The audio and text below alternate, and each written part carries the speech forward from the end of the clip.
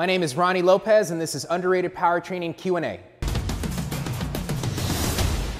What's up, guys? So we have a question from Chris. He says, I work out 6 days a week and work on my game 5 days a week. I am a line drive hard hitter, but I want more power in my swing to hit the long ball.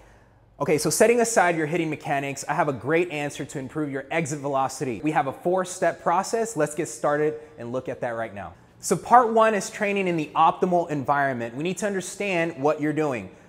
In baseball, we swing a 32, maybe 33, 34 ounce bat at a high velocity against low resistance. So we need to put yourself training in those environments.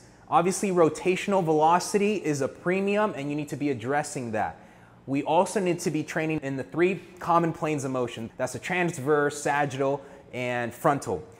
We're going to talk about that. I'm going to show you examples. That is going to be important because all 3 are involved in your actual swing. With that said, we need to put a lot of priority in the transverse planes, the rotational plane. And again, we're going to show you exercises to do just that.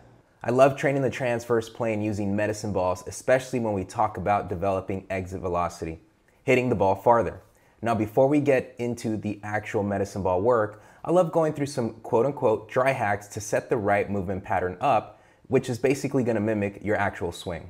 All right, the first exercise I'm going to recommend is a seated med ball shot put. You're going to angle a bench or a box or a chair at a 45-degree angle. And what you're going to do is you're going to be in a somewhat open stance. Is going to allow you to better finish and follow through. Now, being in a seated position is going to remove your lower half from providing additional force in the shot put.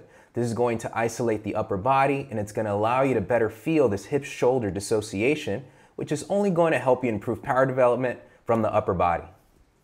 Hitter shot put, when it comes to developing speed in the transverse plane as a baseball hitter, it really doesn't get any better than this exercise right here. It puts you in the right and in a similar movement pattern as you take in an actual swing. You want to focus on developing most of your force through your lower half. So a great tip is to remember to keep your hands relaxed. Your hands finish the exercise, not necessarily start it. Focus on generating force through your lower half, your hips, and your back foot, and only finishing with your hands at the very end.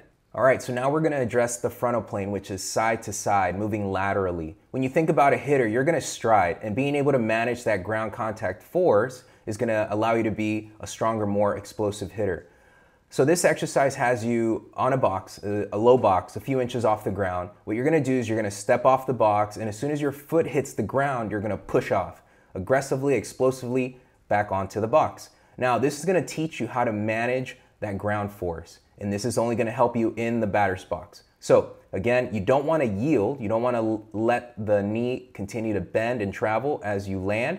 As soon as your foot hits the ground, you're going to push off, and you're going to repeat on each side. This is a great way to develop that ground contact management.